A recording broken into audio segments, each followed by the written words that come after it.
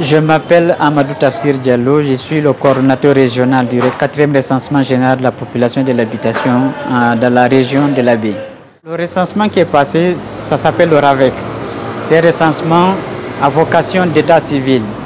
Alors que ce recensement dont nous parlons maintenant, c'est ce recensement-là qu'on appelle le recensement général de la population et de l'habitation. Pourquoi c'est un recensement général déjà? C'est parce qu'il recense toutes les personnes physiques qui résident sur le territoire guinéen durant la période du recensement. Alors que le RAVEC ne recense que les Guinéens de 10 ans ou plus. Donc le RAVEC, ce n'est pas un recensement général de la population, c'est un recensement qui vise une catégorie particulière des Guinéens. Donc des Guinéens qui sont là, qui ont plus de 10 ans. Alors, bon, le recensement général de la population et de l'habitation, comme je l'ai dit pour me répéter, c'est le recensement qui concerne toutes les personnes physiques. Que vous soyez guinéen ou étranger, que vous soyez femme ou homme, et quelle que soit votre religion, vous devez être recensé si pendant le recensement vous résidez sur le territoire de la Guinée. Le principal objectif du 4e recensement général de la population et de l'habitation, c'est de connaître l'effectif total de la population de la Guinée, mais aussi c'est de connaître la structure de la population, sa dynamique, ainsi que la répartition géographique de la population. En d'autres termes, il faut savoir le nombre total de la population de la Guinée.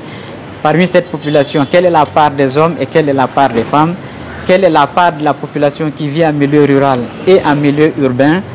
Et parmi ces hommes et parmi cette population, combien ont l'âge d'aller à l'école, etc., etc. Tous ceux qui vivent en Guinée pendant le recensement sont concernés. Par contre, les Guinéens qui vivent à l'étranger ne sont pas concernés par ce recensement. C'est seulement ceux qui résident en Guinée, quelle que soit leur nationalité, quel que soit leur âge. Effectivement, c'est le recensement de la population et de l'habitation. Les habitations seront recensées ainsi que les hommes qui vivent dans ces habitations. À l'issue de ce recensement général, on s'attend à connaître, comme je l'ai dit tout à l'heure, l'effectif total de la population qui vit en Guinée. Parce qu'aujourd'hui, on n'a que des estimations. Il y a 10 ans que le dernier recensement a eu lieu.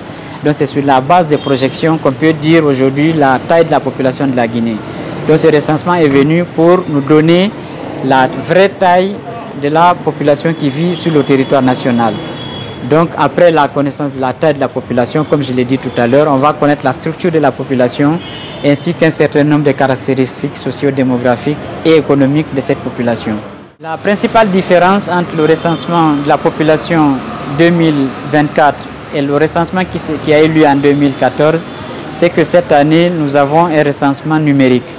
Donc nous utilisons des tablettes pour recenser la population et l'habitation, contrairement à 2014 où c'est des questionnaires physiques qu'on utilisait. Nous avons pris des précautions depuis la phase du recrutement des agents recenseurs. En effet, il y avait un certain nombre de critères pour pouvoir recenser et recruter ces agents. L'un des critères, c'est le niveau d'instruction. Le deuxième critère, c'est savoir parler la langue locale dans la localité où vous avez postulé. Parce que, comme vous le dites, parmi la population, il y a une part élevée d'analphabètes.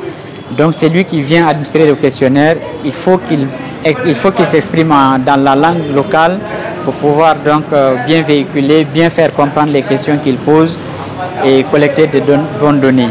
Donc nous nous sommes assurés que ceux qui ont été recrutés ici parlent la langue locale et on ne s'est pas limité à ça. Pendant la formation, il y a eu une simulation. Régulièrement, on faisait des simulations. Les agents, ils traduisaient, on s'assurait déjà qu'ils comprenaient les questions en français et ils traduisaient systématiquement toutes les questions en polar pour qu'on s'assure qu'ils sont fidèles à l'esprit qui est derrière les questions qu'ils vont poser aux populations. Ce recensement, son seul objectif, c'est de guider les autorités publiques ainsi que les partenaires au développement dans la mise en place des projets de développement et dans leur suivi et évaluation. Ce recensement n'a aucune visée politique ou politicienne ou électorale. Les objectifs sont tous centrés sur le développement socio-économique de la Guinée. Et vous serez d'accord avec moi que le développement concerne tout le monde. Il ne concerne pas seulement une tendance religieuse ou une tendance politique ou une tendance ethnique.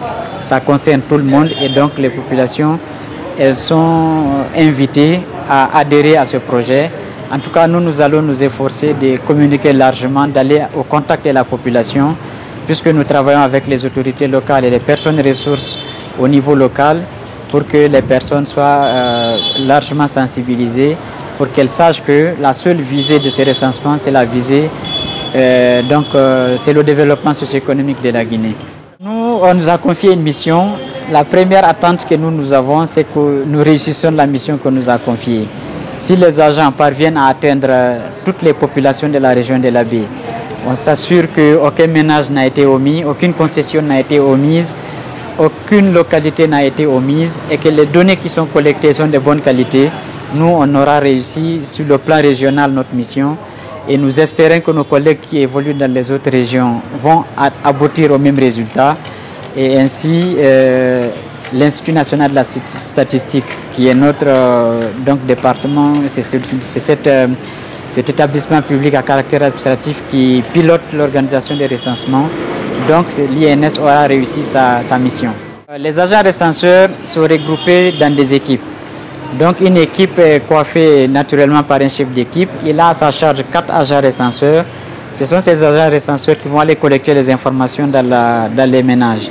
Et le chef d'équipe, sa première mission, c'est de coordonner les activités de ces agents recenseurs. En coordonnant les activités, il a une autre mission de contrôle. Il va contrôler les qualités des données qui sont collectées par les agents recenseurs et il doit aller sillonner l'ensemble des zones où les agents évoluent pour mener des contre-enquêtes, pour aller dans les ménages, dans les concessions, pour prendre des informations, les interroger et les confronter avec les informations qui ont été recueillies par les agents pour voir si les données sont conformes. Donc c'est un exemple d'outils que nous avons et des moyens que nous avons pour contrôler la qualité des données et pour contrôler l'exhaustivité du recensement. Parce que dans notre évolution, le chef d'équipe, s'il vient dans une zone de dénombrement, il va aller collecter un certain nombre de concessions au hasard pour faire une contre-enquête, comme je le disais tout à l'heure.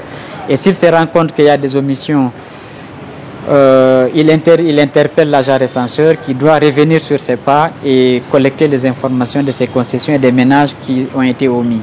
Mon dernier mot consiste à demander à l'ensemble de la population et aux autorités locales d'accompagner le Bureau central de recensement et l'Institut national de la statistique pour la réussite de ces recensements, de ces 4e recensements de la population et de l'habitation.